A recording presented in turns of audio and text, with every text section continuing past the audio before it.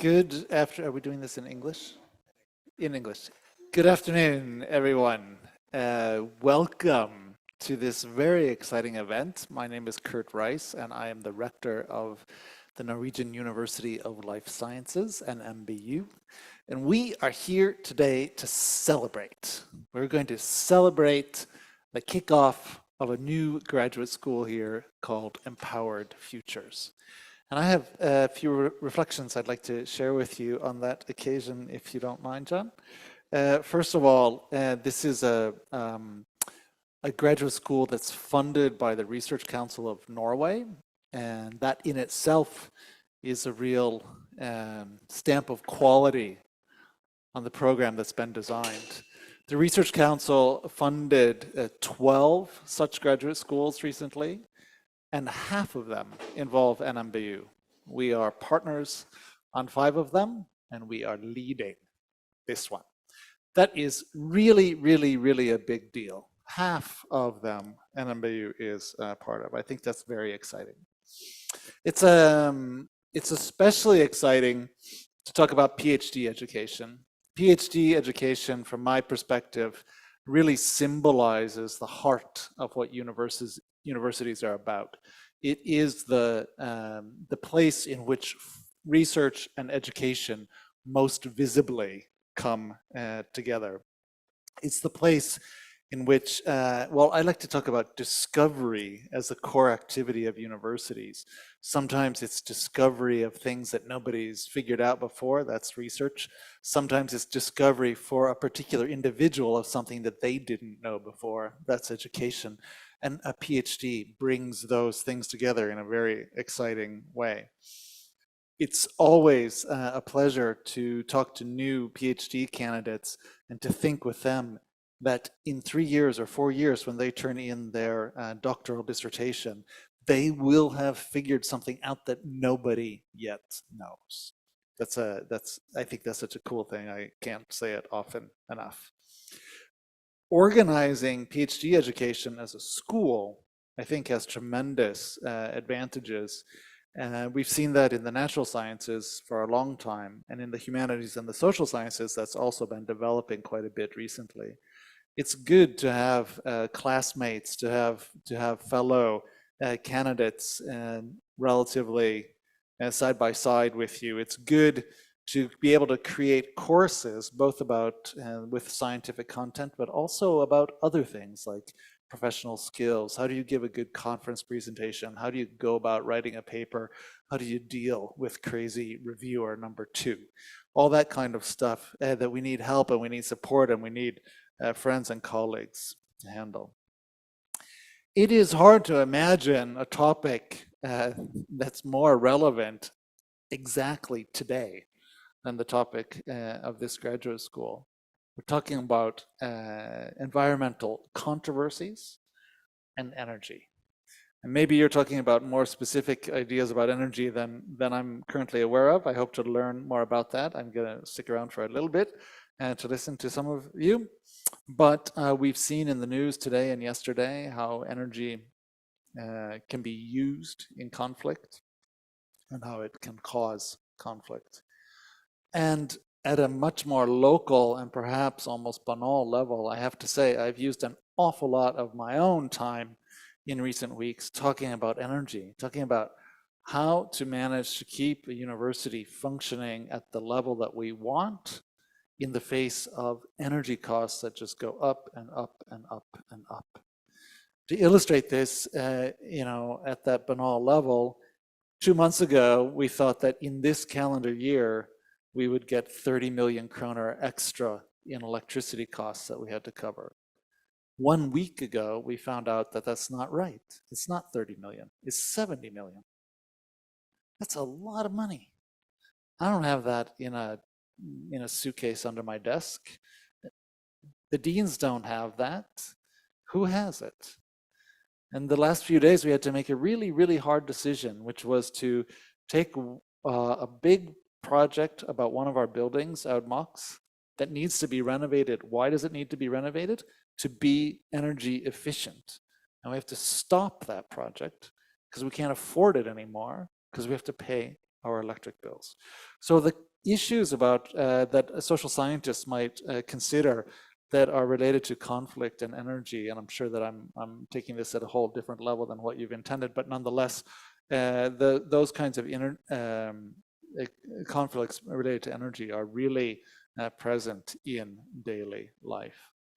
One of the most important things we do at the university is try to find a research foundation on which to make policy recommendations, both to our own institutions and to governments and beyond. And I'm quite confident that this research school is going to provide several examples of that. I think it's also very exciting to consider the possibility that people who are going to take their PhD in the context of this school will not only be going to academia, but also to places in which advanced innovative knowledge is necessary to make exactly those right policy decisions.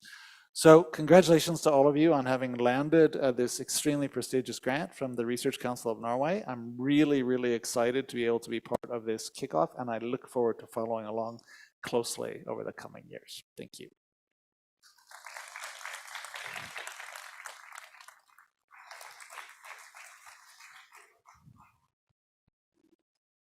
Hello, everybody. Congratulations to all of you. Of course, John, but all the partners as well. We're really happy for this project. And I'm not Annegret, I'm Eva Fallet, and I'm the Dean of the Faculty. So it's an honor to stay here, and I wish you all welcome to this opening, and also to wish you all the best in the project, which will now start. I would talk a little bit about the faculty, because of course this is not only about this Faculty of Landscape and Society, it's also about all of you. But first of all, for me, this faculty is well suited for hosting this national school. I used to say that we are the most trans and multidisciplinary faculty in Norway. Indeed, we are, covering all aspects in the academic perspectives on the missions. And these missions are very important. It couldn't be more in time than having a research school on energy and conflicts about energy. So I don't know, John, you can probably adjust the school and the content of the school to the current situation in Europe and the world. And I'm sure that you will. I just want to wish you all the best, and I hope to see you again. And I can also see that the partners in this project is very well equipped for running this national research school. All kind of partners from private sector, public sectors, academia, and from different perspectives. You will also address your mission, which is energy. Thank you for letting me congratulating you, and good luck with the future important, very important work.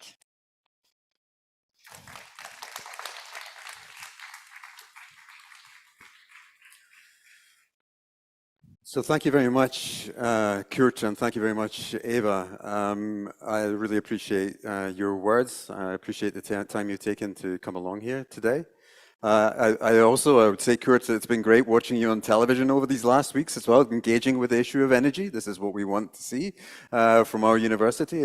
We feel that this is a topic that's relevant for us and there needs to be more engagement. So I really much appreciate that.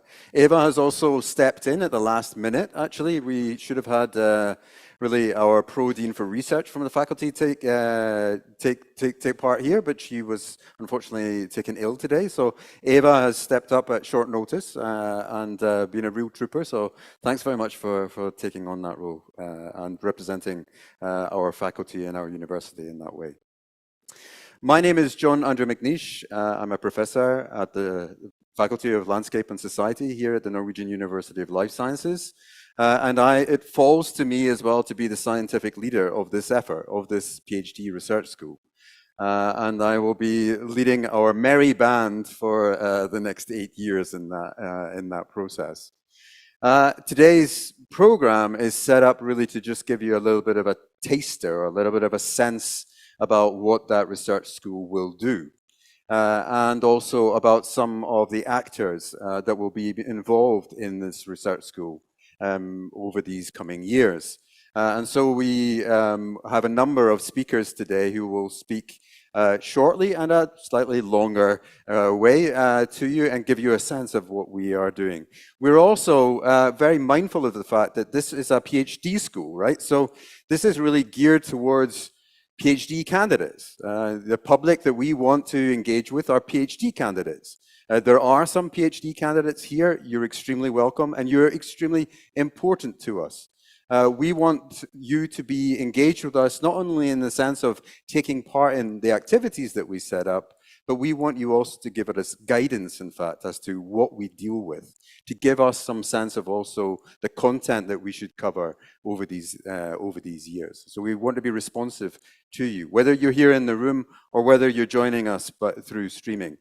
Both in both ways are very important. I'm going to invite the PhD candidates into the program a little bit later as we come through to the end of the first hour.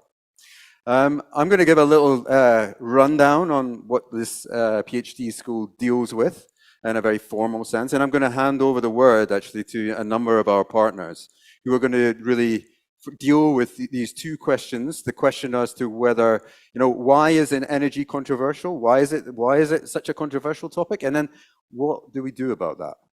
So they're going to address that. So there are a number of colleagues that are going to come and talk to you. That includes Michaela Wastrom from the University of Agder, Per Gunnar Røe, who is a professor who represents Include at the University of Oslo. It includes also Stephen Sparks from Statkraft, and also Dag Arne Høyestad from Naturvernforbundet.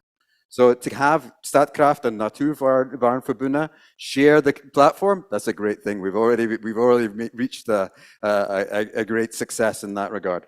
We're also going to have a little mini launch of a book. A colleague of mine, Håvard Horstad, who's representing the University of Bergen, he's just published a book together with one of our other colleagues, our other partners from the University of Stavanger, who's sadly not with us today. They have just published a book that's titled Haste, the Slow Politics of Climate Urgency. And so they're going to just give you a little snippet, a little taste as to what that is about. And at the end, we will then, as I've mentioned, come back to the PhD candidates, and they're going to involve us a little bit more in an open discussion. So let me just go on to talk a little bit about what this school is. What are we doing here? So let me just say we are not in agreement, right? We're not in agreement.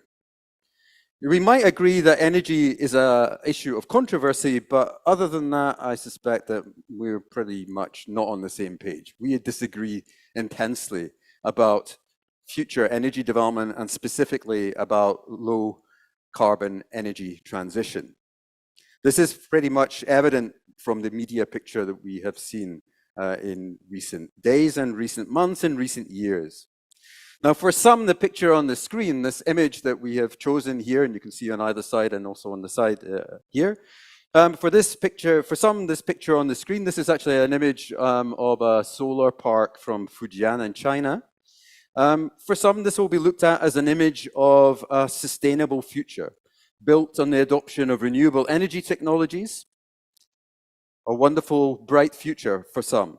But for others, it will represent the further overexploitation of the land, the displacement of people, and the destruction caused by an increase in natural resource extraction.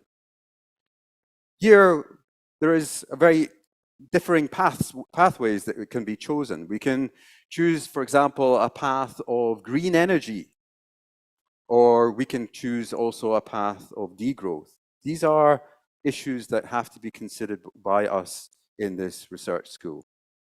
So it's this dissonance, this disagreement that Empowered Futures seeks to consider and address. Empowered Futures will strengthen the societal and work-life relevance of doctoral education by addressing the social and environmental controversies of low-carbon energy transitions. The research school, which is formally located and administered by the Norwegian University of Life Sciences, will run for a period of 8 years. So we're running until 2030. The entire agenda of what we will cover in those 8 years has not been defined as yet. We are a research school that facilitates And we will be responding to the interests of partners and responding, of course, to the interests as well of PhD candidates. So energy is a controversial subject, and that's the subject that we have to really look at. So what we really importantly discern is a critical need for research-based competence on conflict mediation, impact assessment, and the design of equitable policy and development frameworks to achieve broad socio-political acceptance of a steady shift away from fossil fuels. That's a hard sell in the context of Norway. It's a really hard sell here. If it's hard other places, it's extremely hard here. But this is something that has to be taken seriously. We are in a moment in history when we have to consider how we do this. What are the steps necessary? Right now, we are, of course, very much aware that Norway is also not separate from the rest of the world. We're part as well of a discussion about energy and energy use, and we're also beginning to feel impact as well of changes and changing demand and changing energy prices. We are funded by the Norwegian Research Council, and we're funded under a program which is titled Research Schools for Social Relevance. This has a particular nature. It's something that I think is also quite different from perhaps at least what I've worked with before and many colleagues have worked with before. The emphasis here is, of course, on social relevance. And for that reason, we're not just academics working together or universities collaborating as we usually do, but rather that we're looking as well at collaborations between the university sector together with the private and public sector, with government regulators, and also with civil society. All of us have to be part of this conversation about low carbon energy transition, a critical discussion. So we aim to coordinate collaboration between key Norwegian educational institutions and relevant societal partners. We will provide a structured program of education to equip PhD candidates to generate socially relevant knowledge. Now, socially relevant knowledge, of course, is something that also needs to be given further definitions. We want skills training, which is relevant for industry, but also skills training, which is relevant for society in a more broad sense as well. We want to educate future researchers to better understand and justly navigate the environmental controversies resulting from renewable energy development. These deal with, as the picture up here also suggests, it deals with issues, for example, around energy poverty or energy access, which is a big question in multiple places in the world, in Europe as well as other parts of the world. The picture is changing as well, surrounding the possibilities and the necessities of energy transition. There are increasing limitations, increasing requirements being placed as well on developers and on states. And this is coming also from a changing environment of legislation and law, and a changing also understanding, a legal understanding as well of development at an international level. I myself have worked with issues on energy conflict and resource conflict in the context of Latin America over many years. Over those years, we have seen also a tightening as well of law and regulation surrounding energy development. With that, we of course have to recognize that there are changes to and understandings as well of rights that come in connection with changes to law. For some time that we've been aware of course, the UN Declaration on the Rights of Indigenous Peoples, but there are also other agreements and conventions which are being introduced at the international level, which have direct impact as well on developers and their operation in Europe and in Norway, or even thinking about the operation of Norwegian companies or European companies when they're acting abroad. This includes, for example, the introduction of the Aarhus Convention in 1989, something that hasn't had much teeth until very recently, where we're now beginning to see also the UN putting in place further additions to this to try and actually create some pressure, really, on the process of development. Here is an emphasis on the need, really, for access to information, access as well to public participation in decision-making, and access to justice. We want a just energy transition. This also has inspired also other agreements elsewhere in the world, and we should be aware as well of the changing circumstances around law and regulation and rights that are taking place as well in other parts.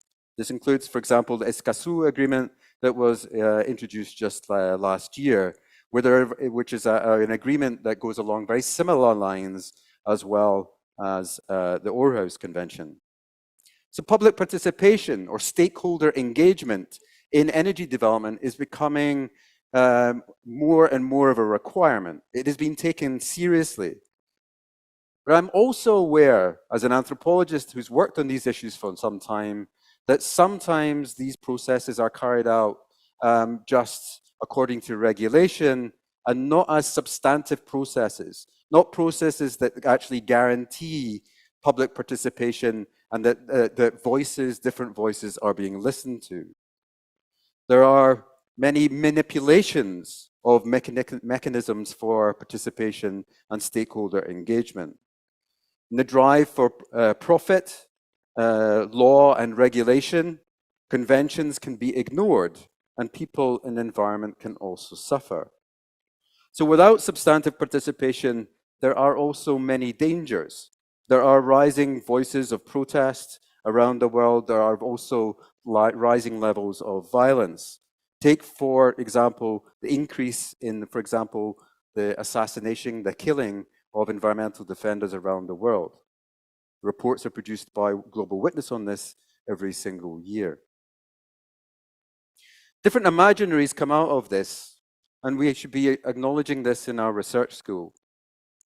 These dangers of not taking law and regulation and of stakeholder engagement seriously lead us perhaps in quite dark directions. How to blow up a pipeline is the title of Andreas Malm's book. Yeah?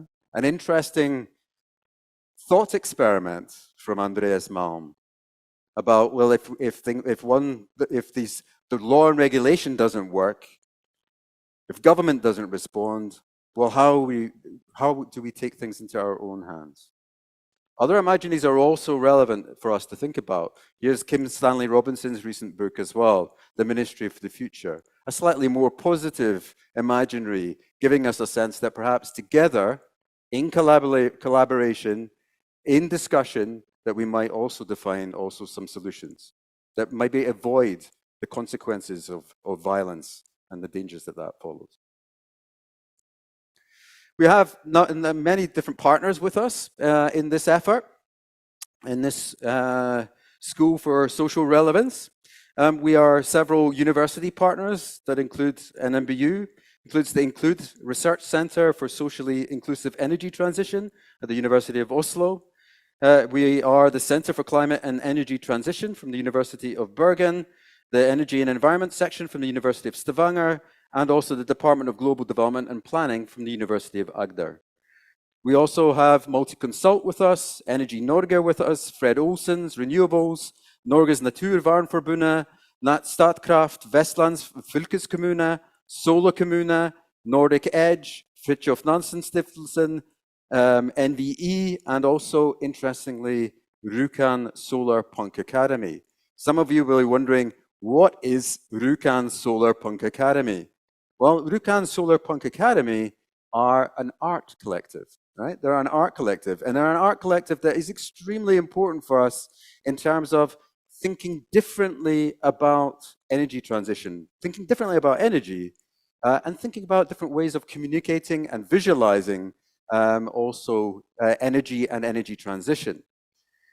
Rjukan Solar Punk Academy have also carried out some really interesting experiments that have also, I think, inspired a lot of people. This is an image here from their experiment with mirrors. Rjukan is a town in a very tight valley in Telemark. It doesn't receive a lot of sunlight, particularly in the winter time. And so one of the experiments, or one of the art projects that you guys carried out at Solarpunk Academy, was to set up mirrors on the top of the mountains to reflect sunlight back into the town. This is a picture that was taken from a Guardian article, the Guardian UK article on this particular issue.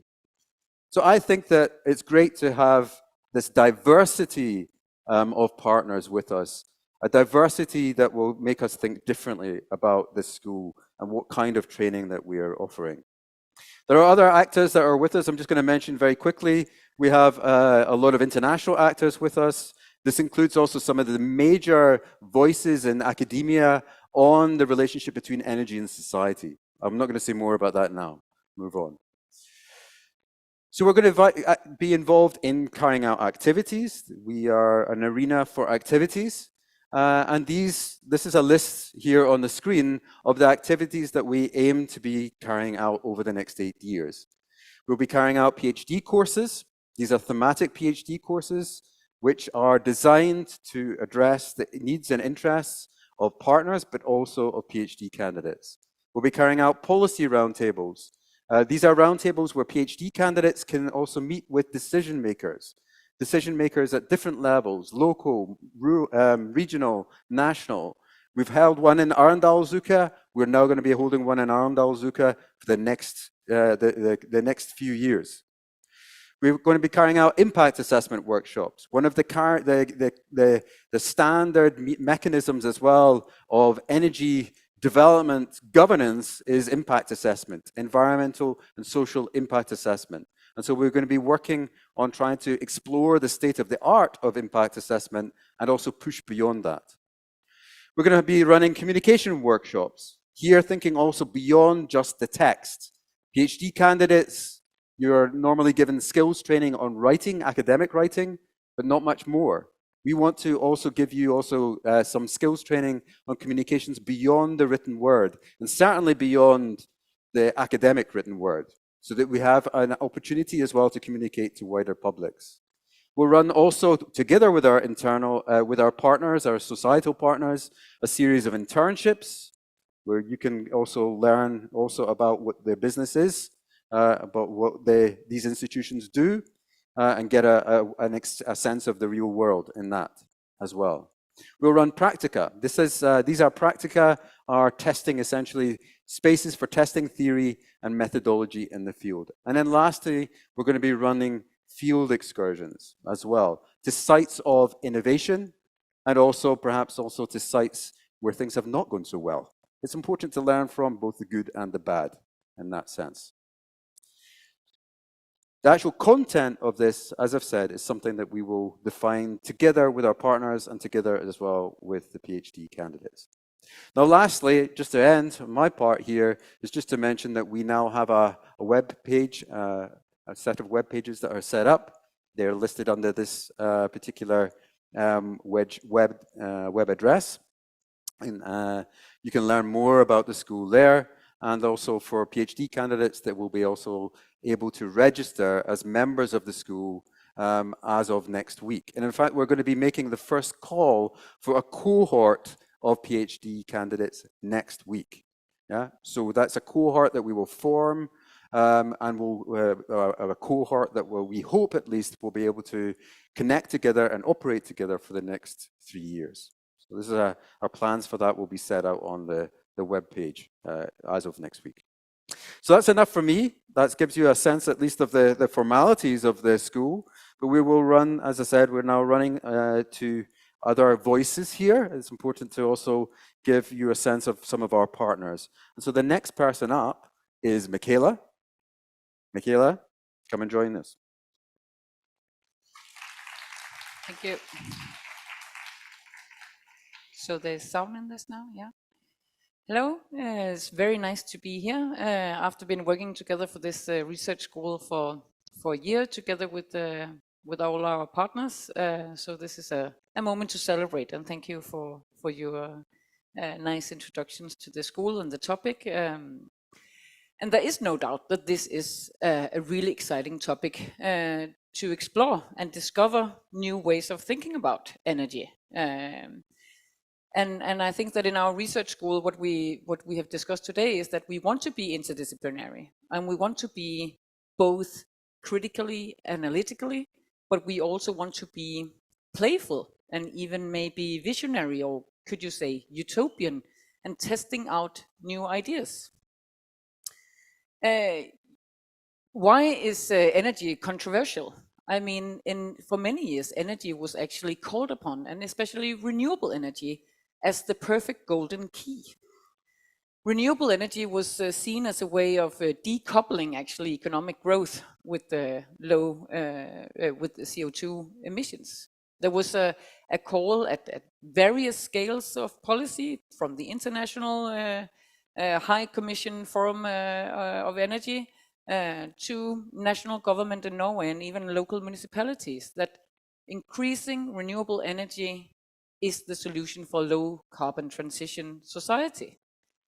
In Norway, and an issue or a thematic that I've worked a bit with is wind power, for instance. Wind power for 20 years ago was positioned as a new innovative technology that would take us to this low carbon transition state, and that could not least fuel new green industries along the coast. Green industries that we are now seeing also emerging in Agder, for instance, with battery factories, or Mo i Rana battery factories, hydrogen facilities. So the whole idea of this low transition energy being a golden key for green growth and reduced CO2 emissions has been a long-lived imaginary. What we have then seen also is, of course, that this has a cost. There are area costs. I mean, we use energy to produce, we use areas to produce energy. We also use a lot of resources into these energy life cycles. They are not coming from a different system. They are part of the Earth system. And that is what is starting the controversies, because we have to prioritize. For what do we use our areas? Not only here in Norway, but globally. Where should the materials come from? So that is kind of the emerging geopolitical, but also very localized conflicts. When this energy transition is becoming materialized in a certain locality, it will have consequences for other kinds of interests and values. It might be economic interests in a locality, that suddenly you can't use this area for a tourist guided tour, or you can't, or your property prices will fall, like on a very small scale. But it can also be a bit bigger scale. If we build a battery factory, we will not have enough energy to build a different kind of industry. That is a lot of decisions that are going on in a lot of municipalities and regions right now in Norway. And that is why it's interesting to try to engage into these controversies, not only about the technical possibilities and technical challenges, but also about the social ones. We don't only need technical innovation to reach to a low carbon society, we need some kind of social innovation. And I hope that this is part of what our research school will be dealing with. Innovative discoveries, exploring and opening space for both being maybe critical about what is the current state of our energy thinking. Is there something that we have not addressed in the current energy policies, in the current way of thinking about energy in society? Are there issues about energy history, or maybe learning from other places, explore best practice of energy systems, other places in the world, to questions, for instance, who owns the energy in Norway? Why is there so different ownership structures to energy in Norway when we had the hydropower and the oil? So why did wind power enter a completely different owner and regulative system? That could be interesting aspects to explore. And actually, we have one PhD student who's exploring that from University of Agder. So So that's an interesting arena to explore. And I think that what we discussed today with the PhD student is that they should also be allowed to challenge. We should work together with our partners, but they should also be allowed to challenge some of the taken for granted truths about energy transitions.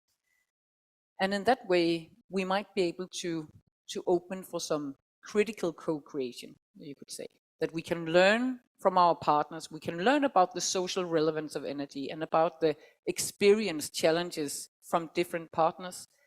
But we can also create some kind of, today one student said, safe space or a free space of thinking where we can be more experimental. And I think that's what the PhD, a social relevant PhD education should be about. Creating a space of time where you have 3 years of really engaging and thinking and testing out, and in that way be able to make a social impact in the future. And I'm really excited to work with all these people that we've been sitting around the table today, and the partners from the different, both university and non-university partners. So this will be great 8 years. Thank you.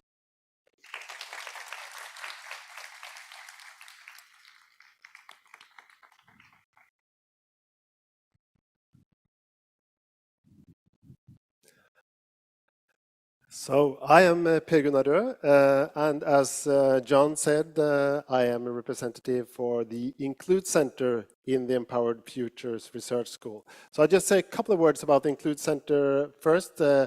It's a research center funded by the Research Council of Norway, Center for Miljøvennlig Energi, and it includes 7 research partners and 23 non-academic or society partners.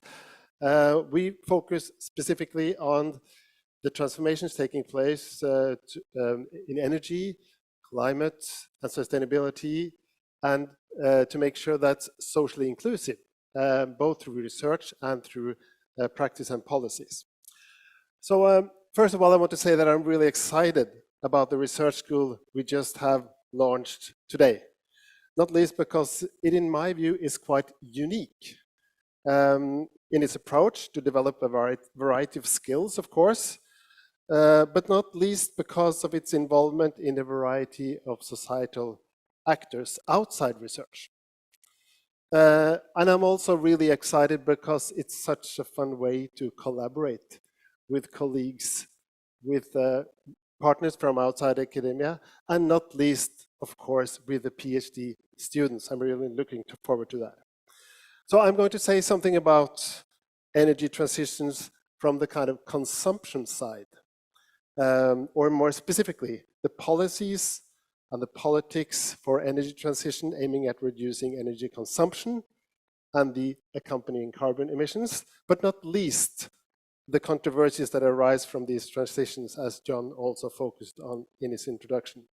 So taking it from my field of research, I'm specifically focusing on energy transition within urban and transport planning and developments, both the specific kinds of architectures and technologies often framed within a kind of smart city context or smart city policies or strategies, and the accompanying strategies and practices of actors, institutions, and businesses that are shaping the new energy efficient infrastructures, built environments, and social practices, and therefore consumptions. So I'll give you a couple of examples of this. As many of you may have noticed, the controversies around toll roads are affecting commuters in various unequal ways. That's one type of controversy. Another one is smart and compact city strategies directed at central and, I would say, increasingly exclusive and expensive spaces in our urban regions, including some users and maybe also excluding others. And the third example I will give is the rising housing prices in these centers and in districts that are kind of high-end when it comes to energy efficiency, technology, and so on. These and a variety of other examples of socially selective investments and socially exclusionary practices are well known and studied internationally and nationally in the global north and in the global south.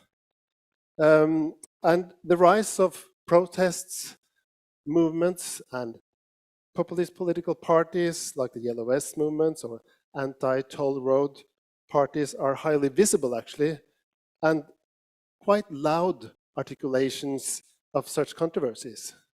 But kind of beneath this surface are numerous everyday difficulties of people. There are struggles and there are negotiations when families are looking for an affordable place to live within a city region, within reach of workplaces, services, social infrastructures, and so on. When people are displaced or disconnected from energy efficient spaces and infrastructures.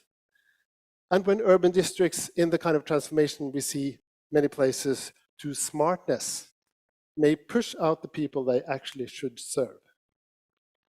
So I hope and I believe our research school will focus not only on the kind of high-level politics and controversies of energy transitions, which are, of course, very important, but that we also focus on the day-to-day practices and negotiations, as well as the low-key and not very visible outcomes of the political economies governing energy transitions as a whole. And as Michaela pointed out, I think it is important that we, that are researchers and usually quite critical, also have to be constructive to kind of design or envision avenues for policies and action. And I believe a research school like Empowered Futures is a space for that kind of action and a way forward. Thank you.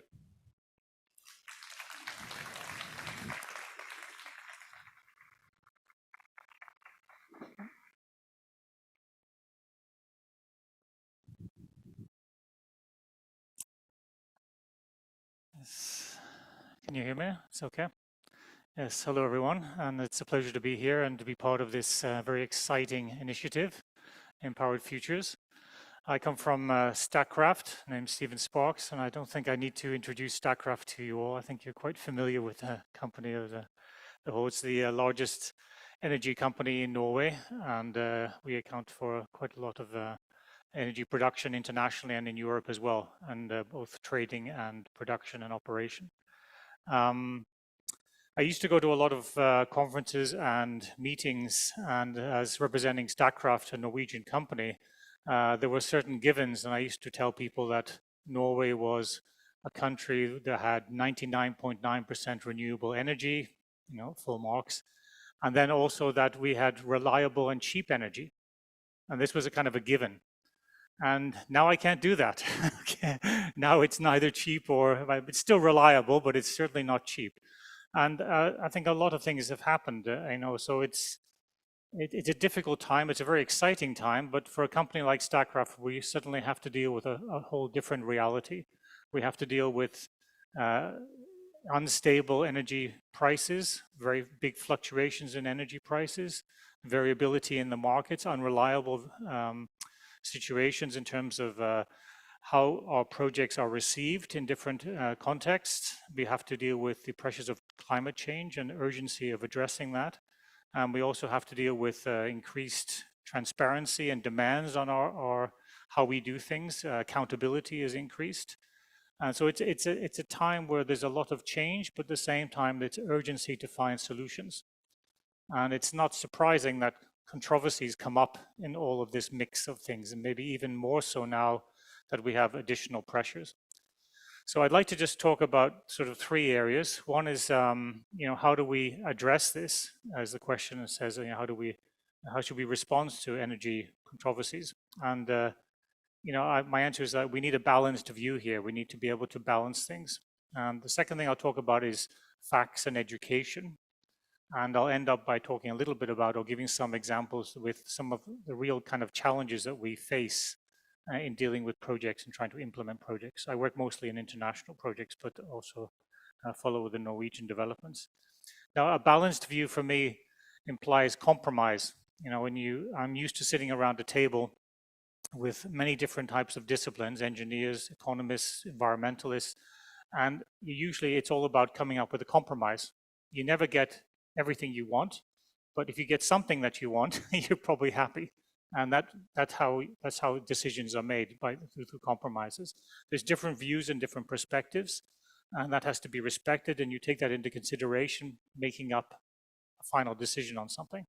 And it's a bit like what we just talked about today when we had the groups. We talked about different points of view. And as John says, you know, there should be room for everyone to talk about these things, and it should be a good exchange of views, and that's really exciting, of course. But the balance view, I came up with two ideas originally. One is the individual, and then there's the societal. And I think for the individual, we often say that's the individual rights. We talk about the Sustainable Development Goals, the right to affordable, clean energy. That should be a sort of a basic right to everybody.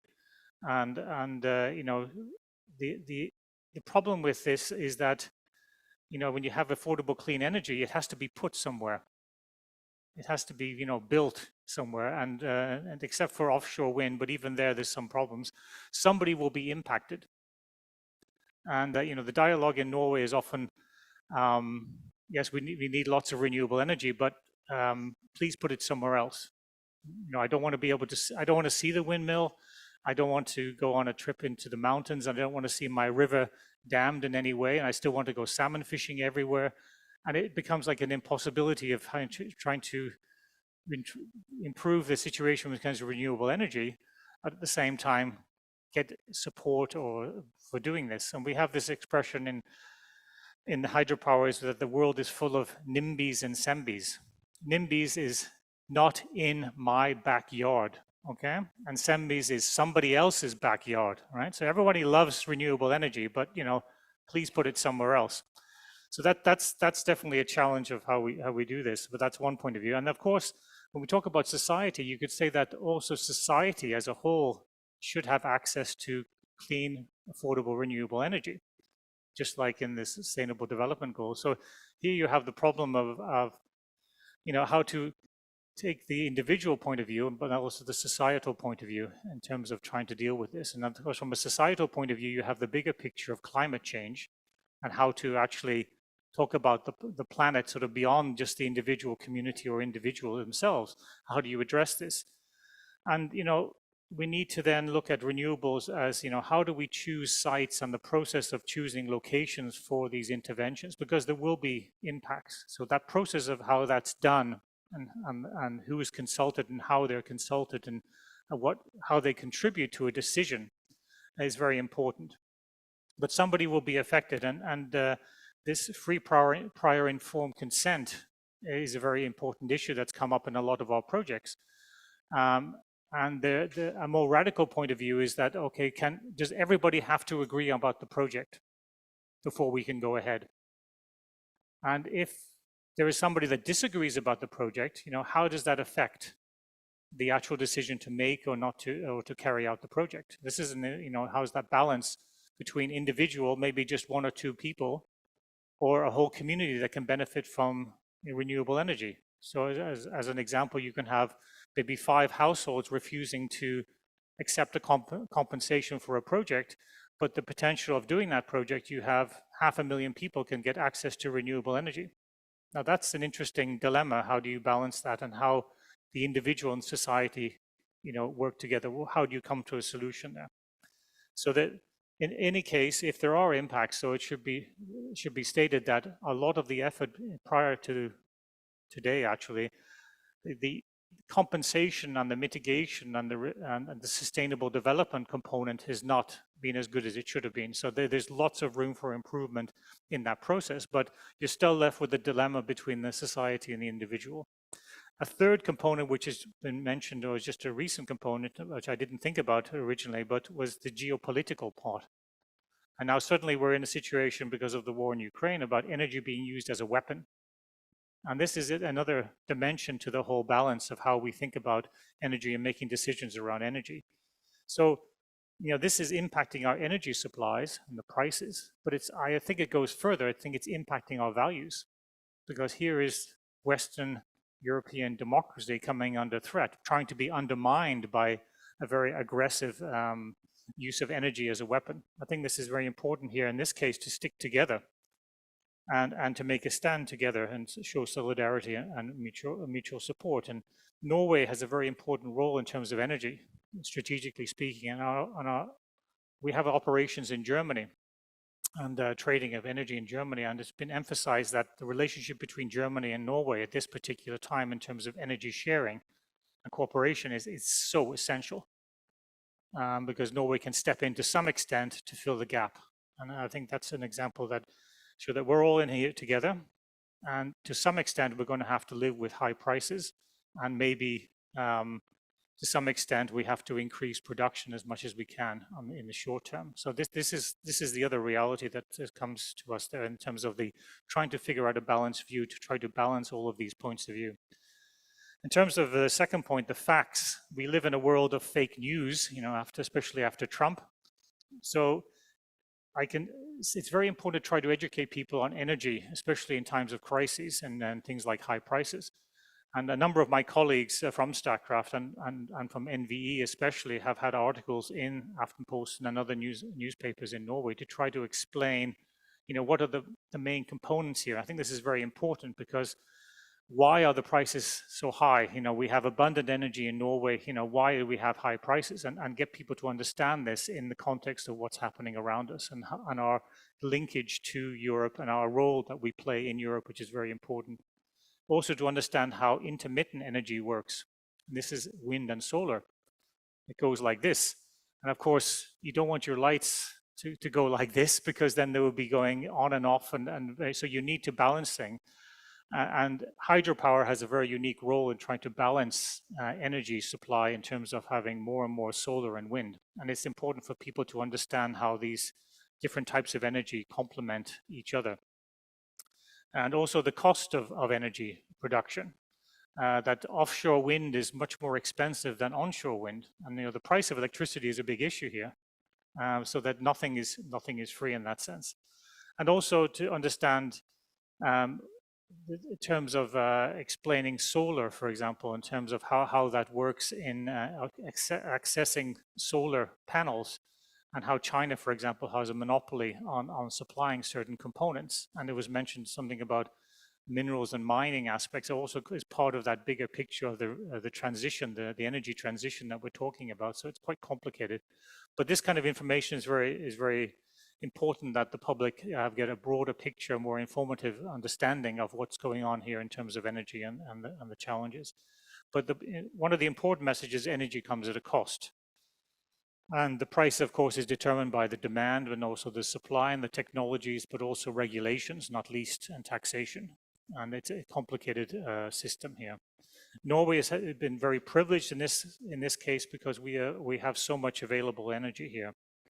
And we have a more and more renewable energy that can come our way. But the role that we have in Europe is key in terms of being the balance. And that water for Norway is the new battery. And we're looking at how to increase the efficiency of a lot of the projects, the assets that we have in Norway to make sure that they're functioning well. We have assets that are over 100 years old. And we can make them work better with the new technology. And that's a big focus for us now.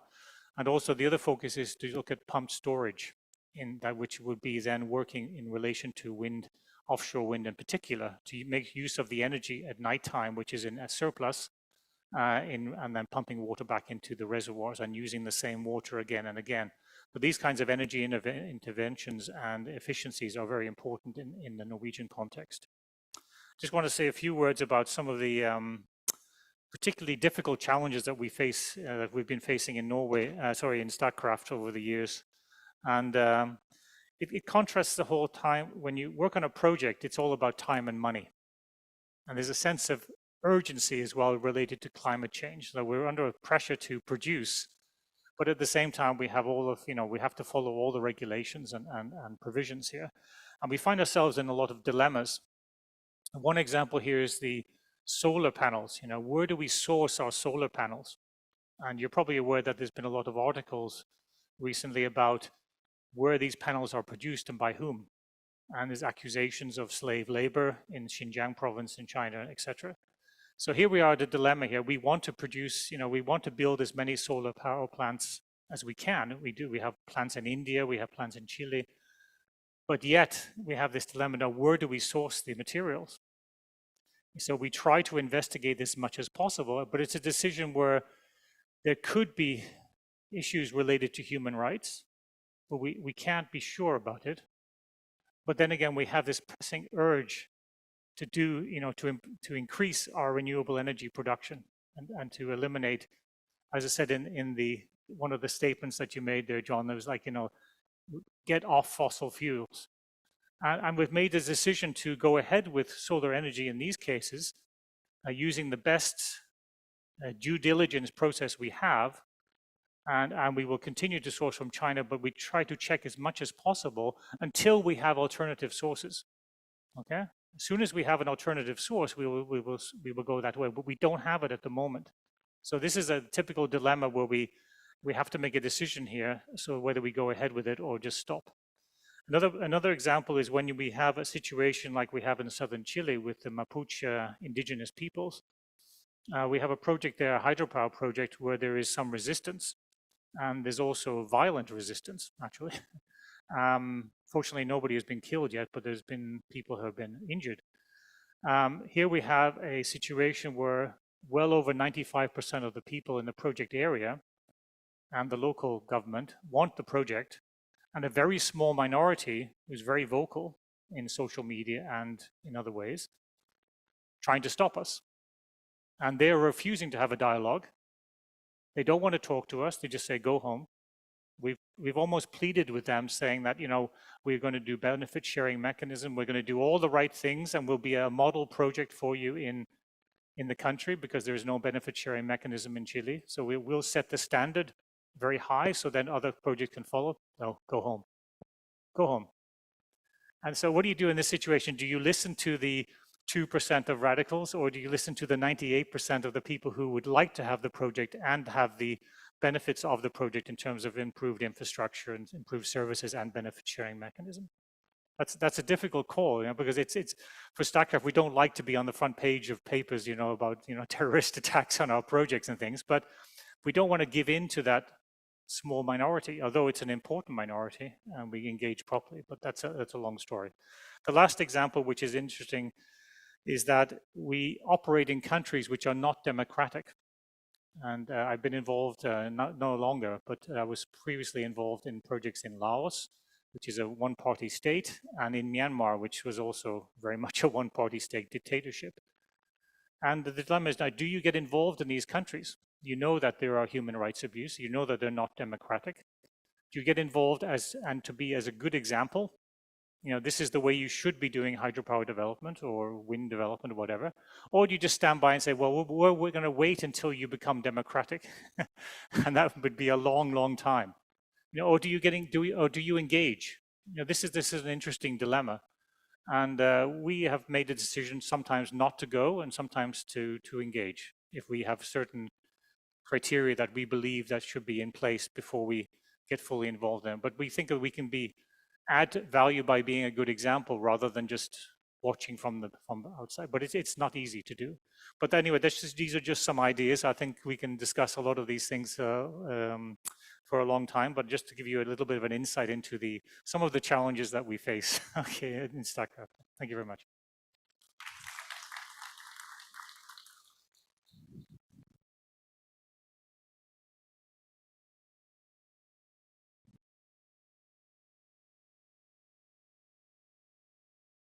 Yeah, that is my presentation in Norwegian. I will try to speak English. I have some facts about the Naturvernforbundet, the organization where I come from, Norwegian Society for Nature Conservation. Not to promote the organization, but to try to explain how we work in the background and how we look at energy transition. We are an organization that's practically born from protesting renewable energy development. The first developments, like 100 years ago, was probably, as you explained from Statkraft, that the majority of the population would support the development. And we were the 2% that was protesting. But step by step, this has changed. And we have been able to get this into very good systems where we've been able to make priorities. So some rivers have very high values for nature, from biodiversity, from culture, or from other reasons. And some rivers are probably not having the same values and then should be the first one to be developed, because all rivers have alternative values than hydropower, but there are a scale here. So all this history we have been following. And as an organization, we try not to be the not in my backyard argumenting people, but we try to be scientifically based and be able to make priorities. And for me, when I come to such a group as you, very knowledgeable, people are good at speaking, you have good arguments, it's easy for me as an individual to agree with a lot of projects. I could sort of go into compromises. But when I come back to my organization, where I have a lot of volunteers that put so much time and effort into their work, and if they see that I have sort of made some wrong compromises, I will be having problems. But for us, we see sort of two crises coming. Of course, it's the nature crisis, the problem with the species getting extinct, areas for animals, for plants are hurt, there are construction works are destroying the habitats. So that's one big challenge we have globally. And also that Norway has committed to stop the extinction of species. On the other side, we have the climate crisis, where also we have targets. But on those two, climate has the most attention, and especially when we talk about energy, partly because energy is the one big emission sector, but also because it's a technical solution that make it possible to solve it. But the nature part is then often getting lower priorities. So that's one of our kind of particular assets, is to try to balance not the interest of people, but the interest of nature, and from the nature protection side and from the climate side. But of course, we also see nature to have a value in its own, so not only for our own reasons. So this is quotes from our political program, just for you to understand, sort of, as a democratic organization with local groups and volunteers all over the country, we have made our program to try to have something that could guide us when we come to specific project. And when we have these two crises, sort of, how could we solve them both at the same time? So I think when we are discussing, everyone agree that it's not to solve one crisis and forget about the other. We have to solve both, we have to solve them simultaneously. And it, in some way, or particularly, partly, it could be solved by technology. But we don't believe that we can solve it totally with technology. It also has to be about our lifestyle. So it's not possible to go on with increased material consumption, on and on and on. Even when improved technology, sooner or later, it will catch up with increased consumption.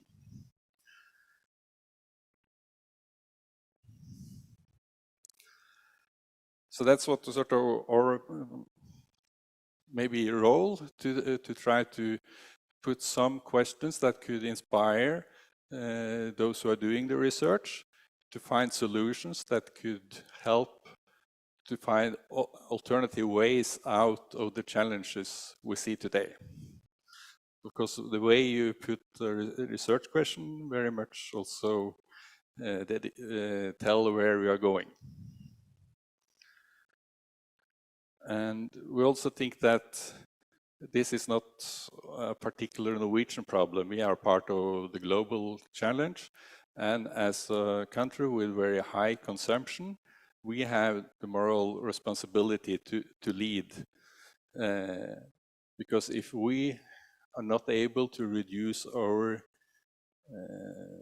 let's say, consumption or how we treat nature and resources, then it's very difficult to predict how other countries could do that. So as a rich and developed country, we have to be in the forefront there. So that's basically sort of how I think that we can be a part of such research program, and we very much appreciate to be invited.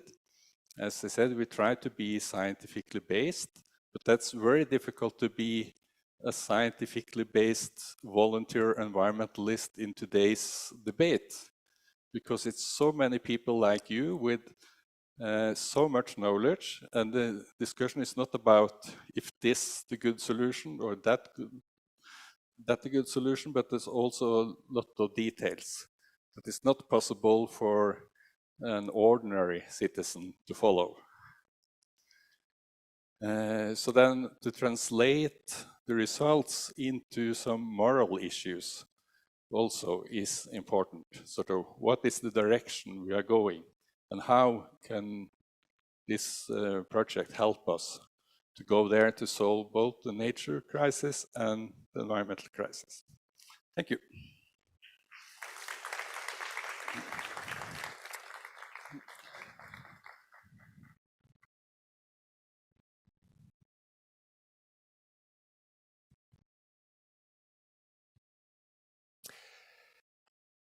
I'm Håvard Horstad. I represent the University of Bergen Center for Climate and Energy Transformation. We are one of the proud academic partners of this research school. Very happy to be here for this launch today. I was given the opportunity to use today to do a short launch of a book that is coming out. It's not actually published. It's coming out in January, but it's pretty much finished. And it includes, I think it addresses some of the key topics that we just heard from the last two speakers of balance and negotiating different concerns. So it's widely agreed that we need rapid action on climate change. We are not disputing that. The topic of this book is, what does that framing of urgency, what is that framing, that thinking of climate change as something very, very rapid, what does that do to the solutions that we propose, to the policies that we implement? There's a danger, and we're a little bit concerned, and we're not definitely, I want to be clear, we are not rejecting the urgency, but we are concerned, the authors behind this book, that this urgency way of thinking about climate change that we are now forced into creates a certain type of solutions that are not necessarily the best ones. And I think that has been addressed really well by the speakers here today. So emergency framings, urgency framings can create tunnel vision. That's why we chose this word haste, and haste is something, it's not when you are in haste, it's not necessarily when you are thinking about a broad set of concerns. You're really focused on solving the problem right in front of you, and typically forgetting some other important things. But transformation, like the real socio-ecological, political, economic transformations that we need, involve a lot of different difficult and deep concerns that we have to think about. So this is the main sort of questions that we come into this book with. And the argument is we are not proposing one particular solution for this. The book consists of 23 chapters, different authors that present different case studies, different types of reflections on specific topics, arguing for discussing various ways we can think about this. But in general, we are talking about, the book tries to sort of argue for what we call multiple temporalities of change. We need to speed up certain things, but other things also need to slow down. In some senses, this idea that we need, that society is speeding up, we need more and more stuff, we need to do things quickly, is in one sense part of the problem. So the book has 23 chapters.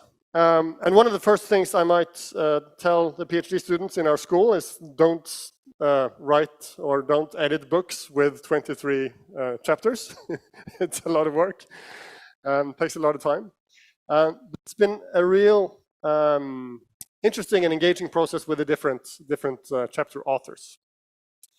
The book is edited by myself and 2 PhD students that I've had in a project, Kristin Kjærås and Jakob Gandin, and Eleanor Johnson, who is now was a research assistant in our research center. So just to highlight, I guess this is not easily visible to you, but just I want to highlight some of the chapters or some of the themes that we highlight in the chapters of the book. So Cecilia Sachs-Olsson, for example, talks about architectures of care, which is about how to build our surroundings in a way, thinking foregrounding or centering, focusing on care for humans, low consumption, rather than these big monumental buildings.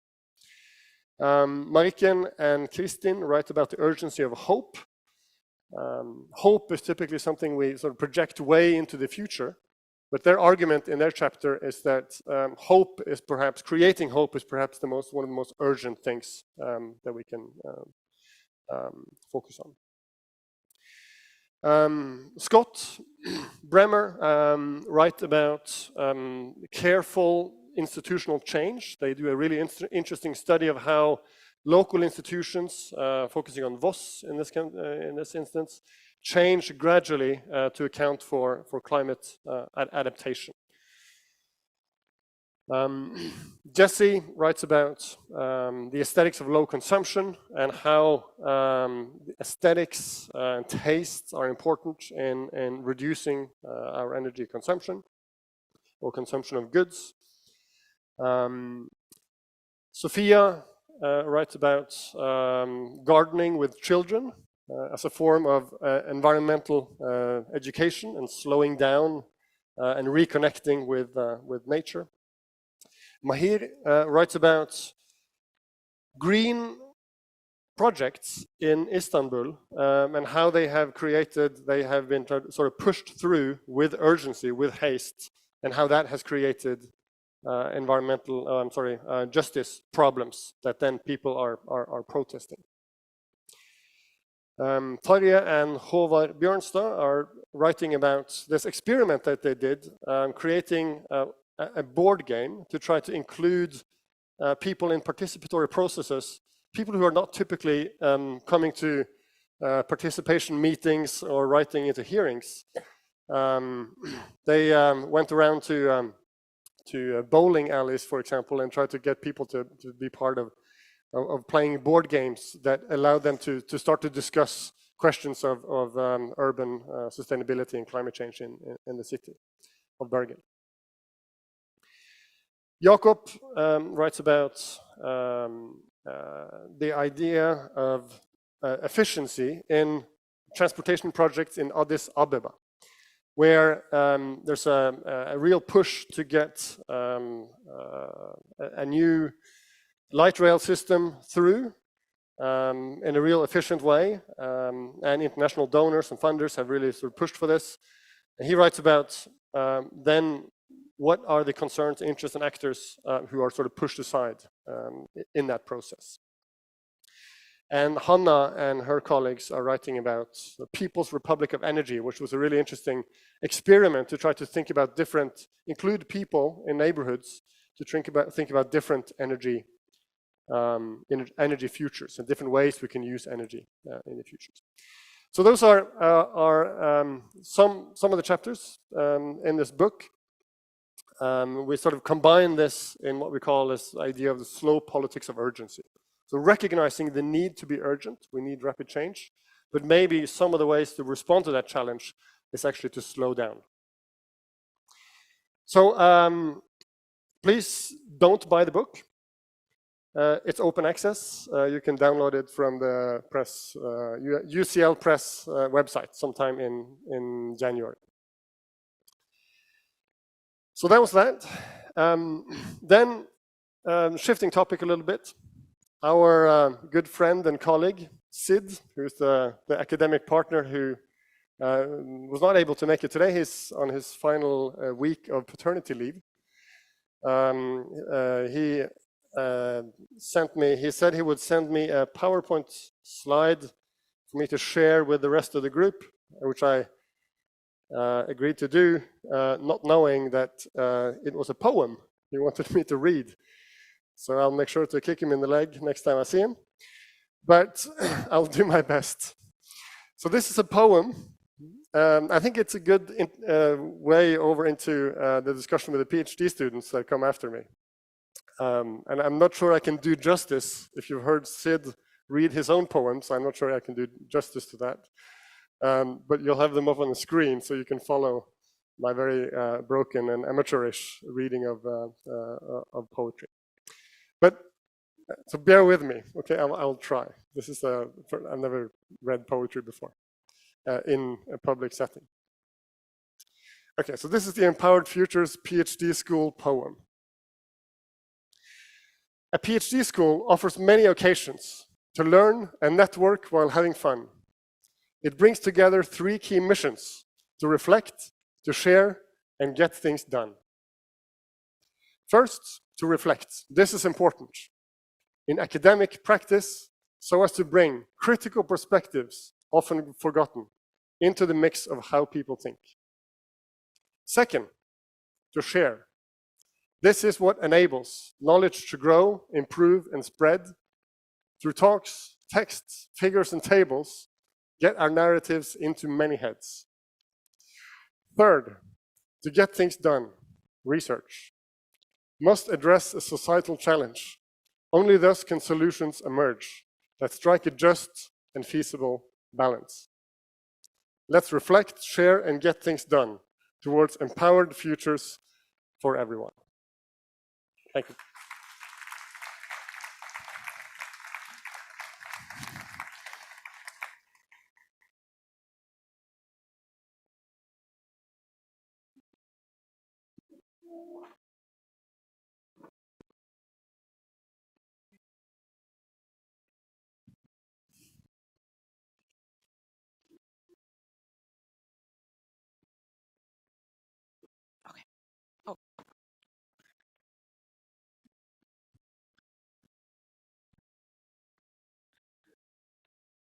Hi, everyone.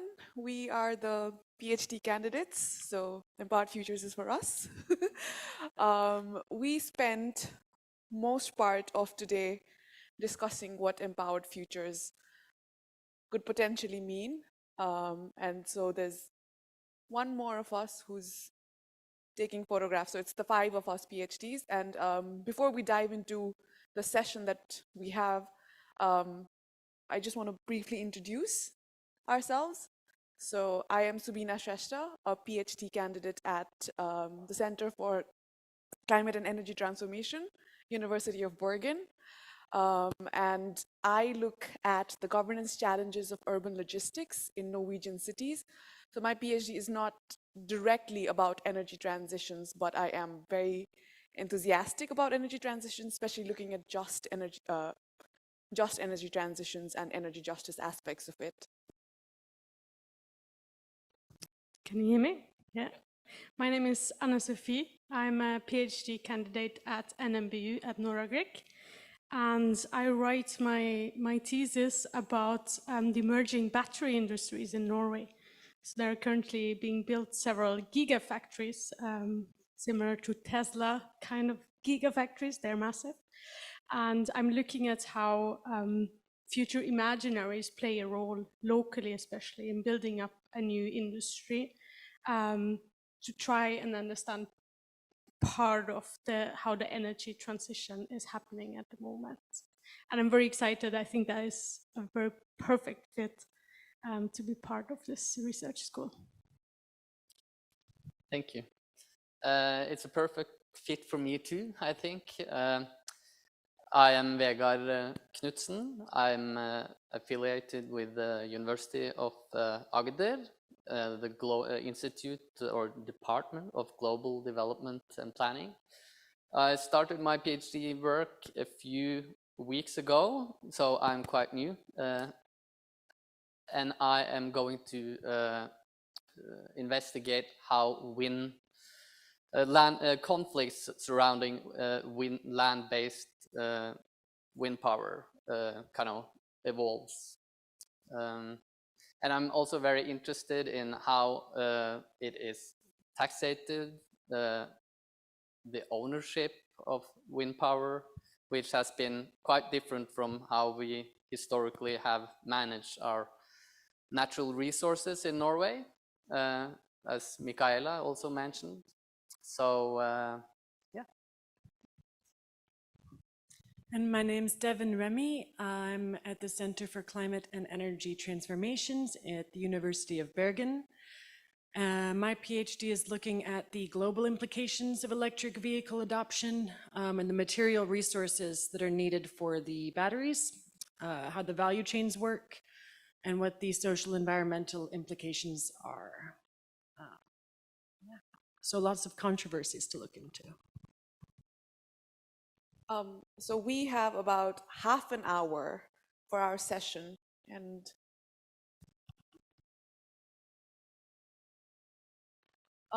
yeah, so as you can see, our session wants comments, questions about how can we address the controversies related to energy transitions. So how should a just low carbon transition look like? What knowledge and skills do we need, and what could empowered futures do? So what role could a PhD school play in producing socially relevant PhDs? And this is something that we've discussed at length for the most part of the day. So before we dive into these questions, I just want to reiterate what John said early in the morning, that energy transition is vital, and this is perhaps the only thing that we all agree upon. Other than that, we have different perspectives about what energy transitions look like, what the possible pathways are, the directions in which energy transitions can become, and just the politics, geographies, geopolitics, etc., of energy transitions. So what John said and what we all agree upon is that we all have different perspectives about energy transitions, and the PhD school is not a place for us to agree upon a common definition of what an energy transition for the future should look like. Rather, it is a place to bring about PhD students, professors, and other stakeholders, including the private sector, policymakers, and other aspects of the society, perhaps, to discuss the different perspectives and try to understand better what these perspectives are, so that energy transition can, in fact, occur. So based on this, we want your comments, your feedback on what you think Empowered Futures can do for shaping a just low carbon transitions. As PhDs, what are the kinds of knowledge, skills that we should acquire to deal such controversial topics? It was discussed a little bit before that it's not just academic training that is required of us now. It's also about communicating, and not just to wider academia, but also other aspects of the public, what energy transitions look like. So how can we do that better? We have discussed amongst ourselves what we think is required so that we can be better at looking at low carbon futures and just energy transitions, but we want more feedback from you guys. So take a minute or two to discuss amongst yourselves, to reflect on what Empowered Futures could do as a PhD school for just low carbon transitions. And it could be questions, it could be feedback into what the next 8 years for the PhD school could be like. So one of us is going to come at you with the microphone so that we can gather all your inputs and insights and sort of create the direction for Empowered Futures. So yeah, you got 2 minutes. Okay, 5. Okay, so now we have 20 more minutes to try and submit our wish list to Empowered Futures so that they can implement everything that we say in this room in the next 8 years. It looks like everyone's had a very vibrant discussion, and Vegard here is going to come up with the microphone so that one of us can collect notes and about your feedback and comments on Empowered Futures. So once again, the questions on the screen: how should a just low carbon transition look like? What knowledge and skills do we need as PhDs? And how could Empowered Futures do that as a PhD school? Those are the 3 questions. So any volunteers? Yeah, right there.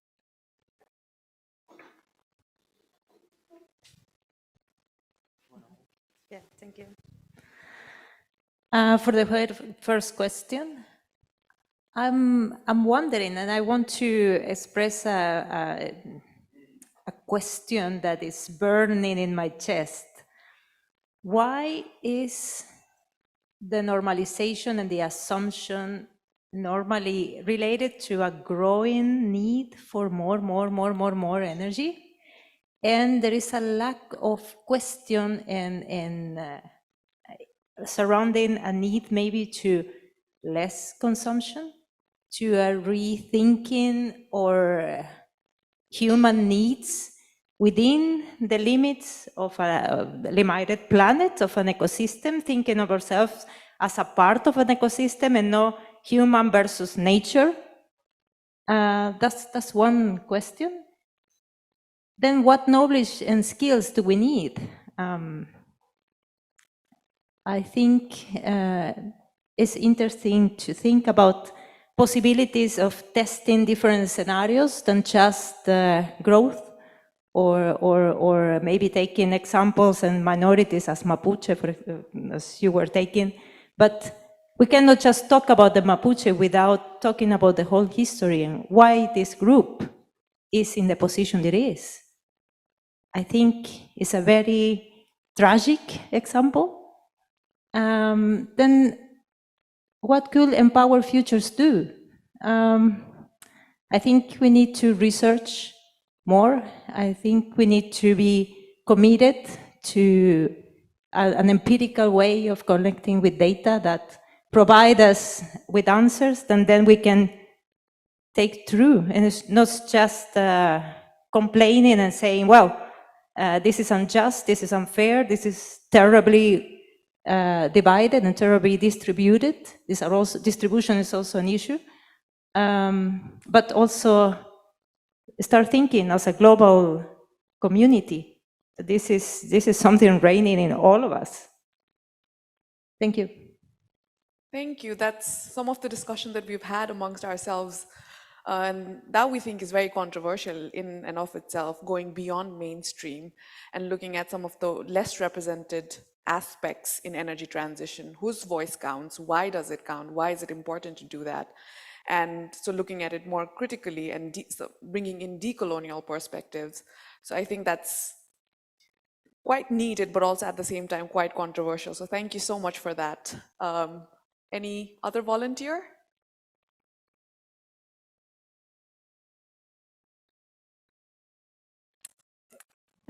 Sorry.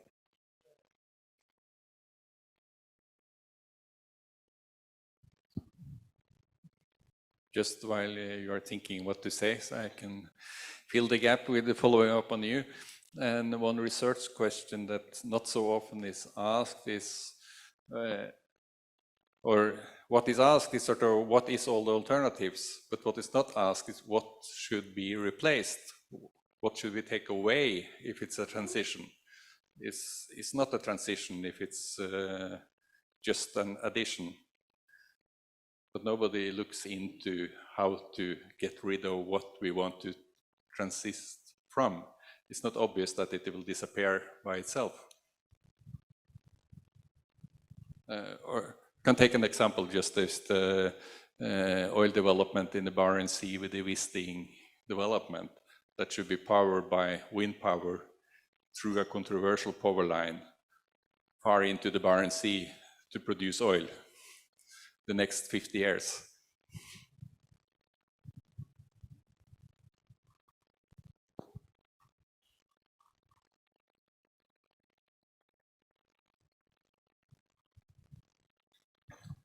Yeah, thank you. I'm just going to follow up on the trend here before I talk about what we got a bit sidetracked, I think. But anyway, no, it's a good question you ask about this growth, but what we're talking about is a growth in renewable energy, and then and a down in fossil fuels, right? So, there's in the world today only 20% plus is renewable, so we have to replace 80% of non-renewables. So there's definitely a growth.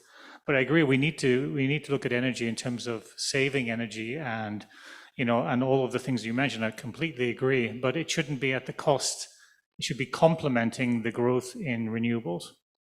So we should be replacing the bad stuff with more renewables. We cannot reduce our energy consumption by 80%. That's just not realistic, especially when the developing country, the emerging markets, in many countries where I work, have only 50% electricity. So, that's just not a realistic option, I'm afraid. We need to look at also developing renewables in Africa, South America, Asia, that they don't have even electricity now. So there is a growth component here, but it should be mostly seen as a replacement and as an essential, but not necessarily ignoring all the other aspects that you came up with. But I just can say a little bit about what we talked about here. I think we talked about, I'm not sure how they fix some of these questions, but we talked about how the transition is, one thing is the transition to renewables and all that, but we talked also about more like behavior and how difficult it is to get people to, break bad habits. And I think, it's people, and it's interesting to see what happened in this crisis now with the prices going up. And that in many cases, maybe not all cases, people's reaction was now, oh no, I have to figure out ways to save electricity. It was like, I need a subsidy. And that's a normal reaction when you're used to doing something. You want to continue to do that until you really have to change. And people don't, easily change in that sense. So it's very difficult to come up with options. And I think the only way people change voluntarily to doing things differently is when it's definitely a clear advantage for them, or they're forced to do it. And of course, forcing people to change is probably not an option in our case. But people have to see it's an advantage in terms of saving money, or improving their health, or giving them more opportunities, or something of that nature. I think this is something that needs to be looked at, because people don't change. Even if it's a bad habit, it's hard to change into a good habit. And I'm not sure if anyone else wants to.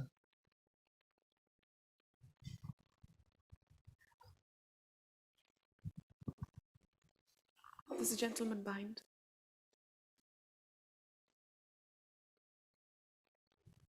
Hi, as I said before, I represent Nordic Edge, which is one of Norway's business clusters. And I'm pretty sure that with all these bright people, we're going to come up with a lot of knowledge and a lot of nice papers. But my biggest hope for the whole Empowered Futures is that we also get it out into industry and businesses, and we get it into action. So you don't just produce nice papers.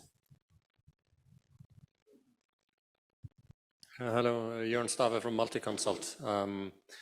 Of course, we can discuss how such a transition should look like for a long time, but as John explained, I mean, the purpose is not to agree with, never agree to that. It will require a full workshop at least. So I focus more on what should we offer to the PhD students, and what we offer is the multi-stakeholder, I call it multi-stakeholder, platform where students can be exposed to these different opinions, and the participation of private sector is especially important. I don't originally come from private sector. I come from civil society. I'm used to the degrowth debate, but be careful not to make it irrelevant to policy making, because if you want to have an impact, you can still do that as an academic, certainly. And if some of these PhD students are into that kind of critical research, fine. But we need the whole spectrum. And I'm hoping that by having people from, like Stephen, developing projects around the world in Norway, having NV as a regulator in Norway, having people from different universities and research agencies, consultants like myself, that we all are challenged. I hope to learn a bit myself, but the important thing is that we provide something to the students, and that is to get exposure to some of the real life challenges, so we don't just stick to the academic, reality and focus on the papers that you have to produce a certain number to get your PhD. And by having these workshops, and we're going to have some policy dialogues, that our aim is not to agree, but our aim is at least to calibrate and recalibrate some of our preconceived ideas, because we're talking about huge issues like how should a low carbon transition look like, but make sure also that our research projects are somehow relevant. Yeah, I think that's it.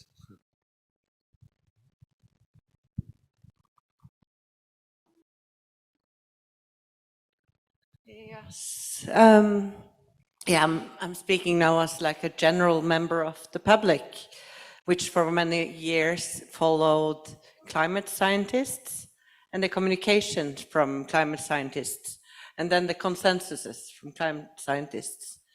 And I guess like what is both extremely difficult, and we're not here to agree, but in years to come, like what kind of scientific consensuses could be identified.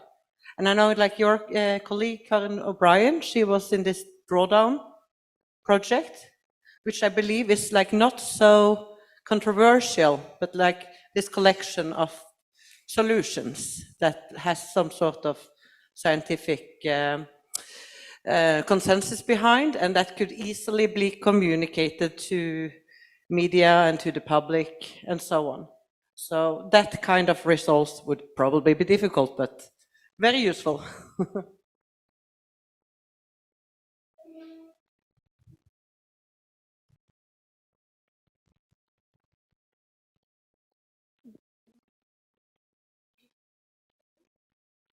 Okay. Yeah.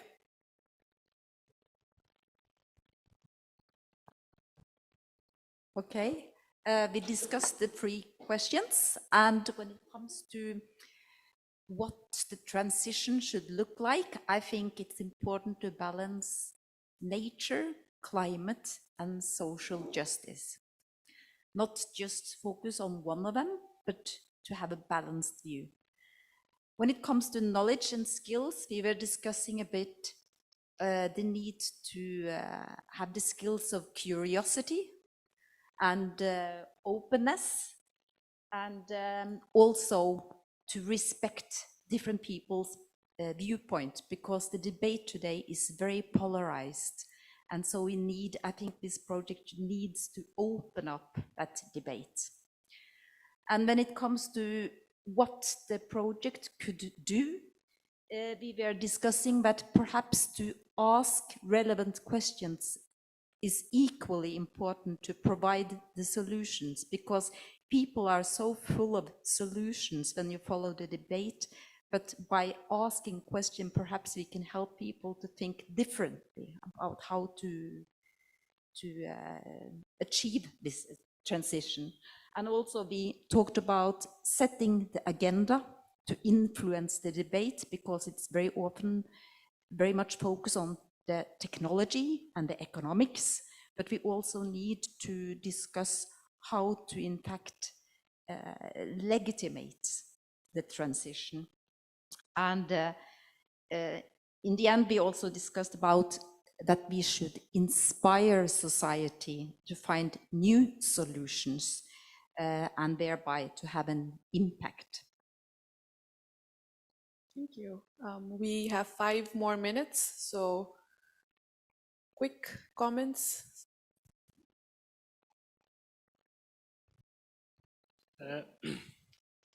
Hi, my name is Gaute Kjensvold. One thing I think that Empowered Futures could do is to look into how we use area today. Because a lot of industries are using areas like the fisheries, agriculture, forestry, etc., etc. And many of those industries are putting big impacts to nature and environment. And when your renewables come in, they would like to take a grab of that same environment. So the ecology cost from renewables come on top of all the other industries. So what I think we might look at or think about is, what is the cost of, for instance, fisheries, etc., and what can they do? Maybe it's easier for them to reduce their impact compared to what we get back from the fisheries, instead of looking at what is, for instance, offshore wind farms. What are the implications of them? Maybe you will get more back from using an area for wind farms than from fisheries. And the same thing, you could look at many things. For instance, also if you look at the Oslo Fjord now, it's quite empty of both fish and a lot of other things that was there earlier. And that is from agriculture, mostly, and of all the people. And what is the cost of cleaning and fixing that cost, or change that, and potentially then add environmental production, renewable production on top of that. So it's just, I think we should compare the cost from the environmental cost from all industries with renewables, and then try to put things up on each other. And maybe it's easier to do things in the other industries than within renewables. Because what you can do is that you can use technology and power to produce a lot of the goods we are now using land for. For instance, at Ås, they are looking into produce artificial meat, which they are doing in a lot of other places. And it goes on and on and on. So maybe, well, the future is electric. So electricity will be one of the most important things we have going forward. And we can use that for a lot of things that can replace other things. Thank you. One more short comment. Michaela Westrup, University of Agder. I think that what is important maybe is that there is not one question about a just low carbon transition. There are probably 1 billion questions about it, and there are so many ways to be able to look at what is a just transition in different contexts and localities. Yet I think there are some general main questions that needs to be asked by scholars, both to maybe impact technological innovation, but also the social innovation. And that is asking about who participates in these transitions, who is burdened by these transitions, what is lost in transitions, but also who wins on these transitions. And I think that will be a very important questioning in the future, because we are seeing a centralization of economic power in fewer and fewer hands. And the energy sector will be very dominated by fewer and fewer actors if we don't start questioning who owns the energy infrastructure, the electricity, and thus also the gains from these transitions. And I think that those kind of knowledges are important. And then not necessarily saying that one thing is that it's black and white, but maybe invent new ways, hybrid solutions, new ways of thinking about it, challenging also exactly these partners in the school of thinking about new ways of treating, for instance, ownership of energy in the global south or in the global north. I think that's some of the most important knowledge and skills for the future. Yeah. Thank you everyone for throwing a lot of questions at our questions. I'm pretty sure there's a lot of food for thought for Empowered Future, so thank you so much. That was it.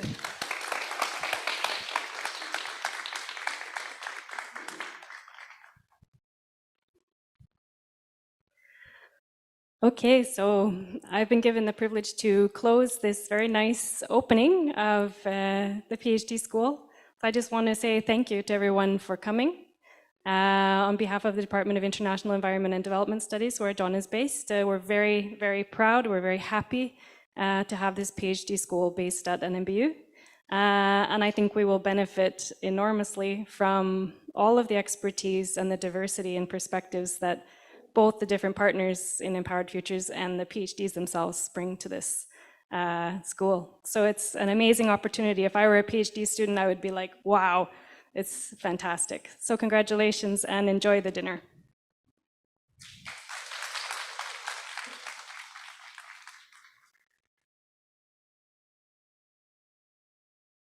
Say that Jennifer didn't introduce herself, and she really should have. That is Jennifer Joy West. Jennifer is our head of department at the Department of International Environment and Development Studies.